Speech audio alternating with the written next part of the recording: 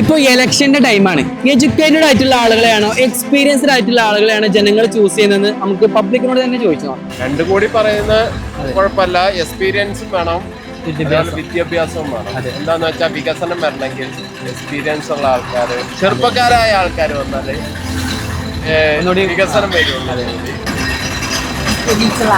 Experience ആള് രണ്ടും വേണം. വിദ്യാഭ്യാസം മാത്രം ഉണ്ടായിട്ട് കാര്യമില്ല, ആൾക്ക് വർക്ക് ചെയ്തുള്ള എക്സ്പീരിയൻസ് സർവീസൊക്കെ വേണം. സർവീസിനനുസരിച്ച് പിന്നെ ഏത് മേഖലയാണോ വർക്ക് ചെയ്യുന്നത് അതിനോട് കുറച്ച് താല്പര്യം ഉണ്ടെങ്കിലല്ലേ മുന്നോട്ട് പോകുള്ളൂ.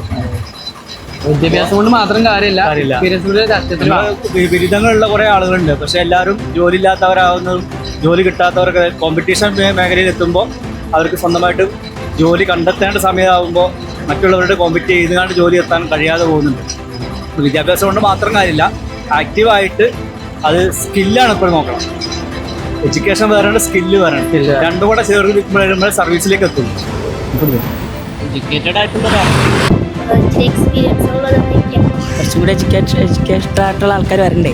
കാരണം കുറച്ചും കൂടി കുറേ മാറ്റങ്ങൾ വരാനുണ്ട്. ഇനിയും കുറച്ചും കൂടി ഡെവലപ്പ് ആവാൻ എക്സ്പീരിയൻസ് ഉള്ള ആളായിരിക്കും നല്ലത്. കാരണം വെച്ചിട്ടുണ്ടെങ്കിൽ ജനങ്ങളുടെ ബുദ്ധിമുട്ടും കാര്യങ്ങളും മനസ്സിലാക്കാൻ പറ്റുന്ന ഒരാളായിരിക്കും. എക്സ്പീരിയൻസ് മീൻസ് ഭരിച്ചിട്ട് കാര്യമില്ല, ജനങ്ങളെ മനസ്സിലാക്കുന്ന വ്യക്തിയാണെങ്കിൽ